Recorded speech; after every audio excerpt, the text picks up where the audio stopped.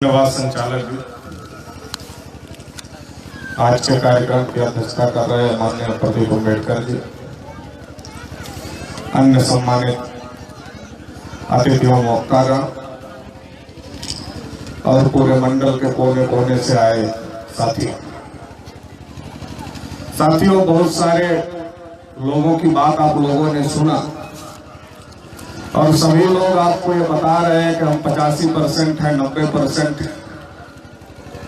बात सही है कि हम 85% है, हम 90% है, मगर हम 85 है, 90 है और 85-90 होने के बावजूद में हम गुलाम क्यों हैं, इस बात पर सोचने और विचार करने की जरूरत है कि हमारी संख्या ज्यादा है, हम 85% है निश्चित रूप से, और लोकतंत्र में संख्या का महत्व है। जिसके फेवर में ज्यादा वोट पड़ते हैं उसकी सरकारें बन जाती हैं, तो लोकतंत्र में संख्या का महत्व है और हमारी संख्या ज्यादा है। मगर ज्यादा संख्या होने के बावजूद में भी आखिर हम लोग गुलाम क्यों हैं, इस बात को साथियों सोचने और समझने की जरूरत है। और ज्यादा संख्या होने के बावजूद हम गुलाम क्यों हैं?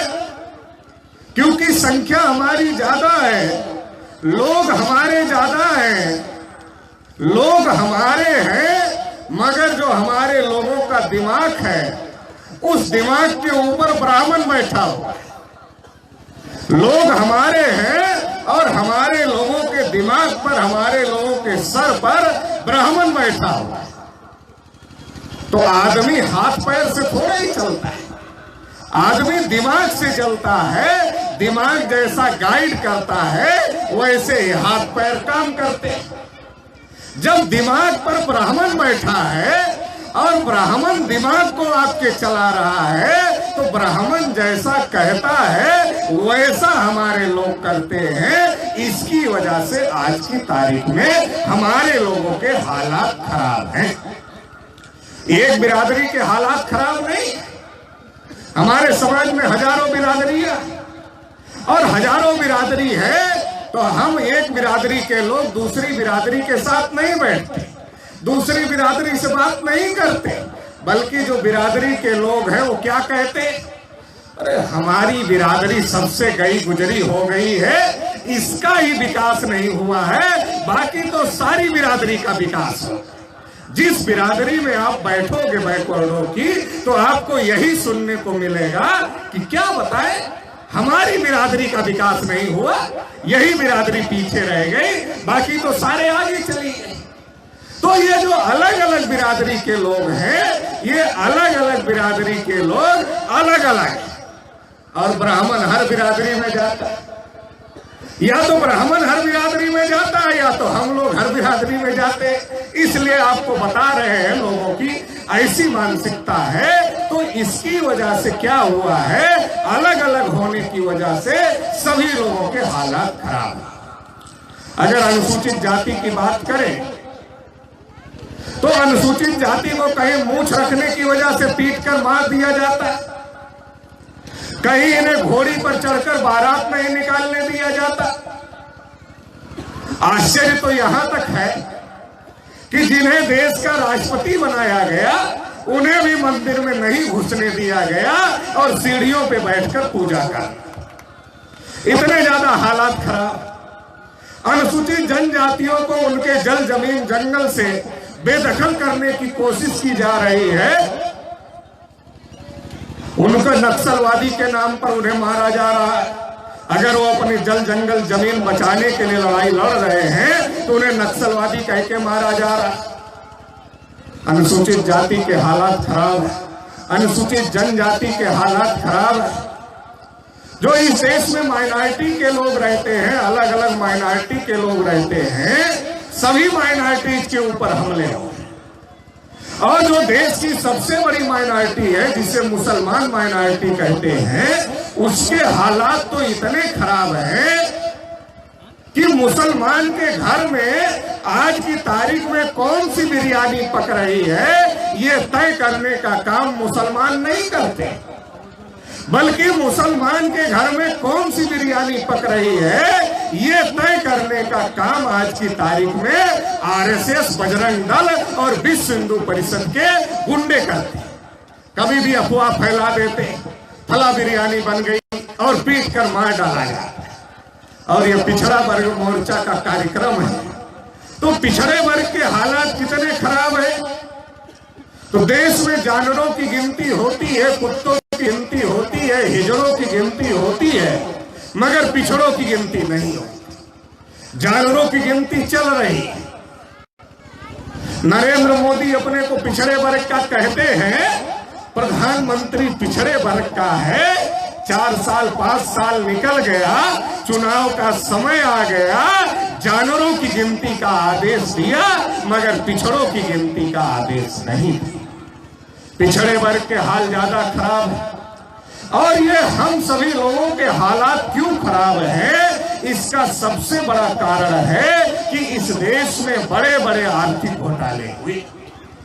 पैसे के घोटाले बहुत बड़े बड़े हुए, मगर साथियों इससे भी बड़ा एक घोटाला हम लोग सुनते हैं ना, 200 करोड़ का घोटाला, 500 करोड़ का घोटाला, 1000 करोड़ का घोटाला, कई हजार करोड़ का घोटाला सुनते।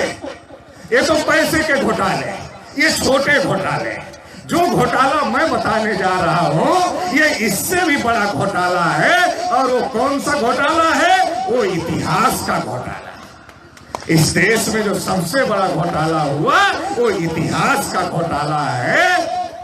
माननीय काशीराम साहब का आज जन्मदिन है, उनको मैं नमन करना चाहता हूं और आप सभी को उनके जन्मदिन की शुभकामनाएं भी देता हूं।